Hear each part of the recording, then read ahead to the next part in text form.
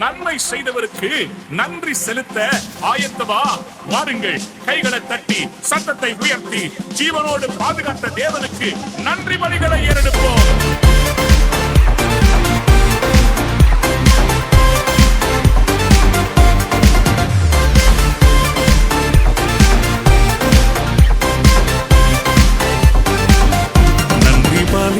செலுத்திய நாங்கள் ஆலயம் கூடி வந்தோ, துதி பலிகள் செலுத்திய நாங்கள் உம்மை போற்ற வந்தோ.